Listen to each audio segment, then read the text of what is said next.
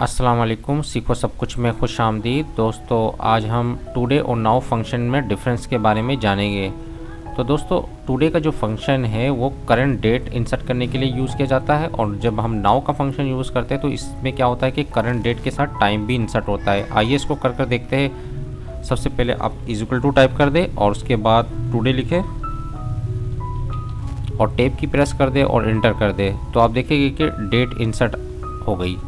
इस तरह अगर आप नाउ का फंक्शन यूज़ करेंगे तो डेट के साथ टाइम भी इंसर्ट हो जाएगा। चलिए इसको कर देखते हैं।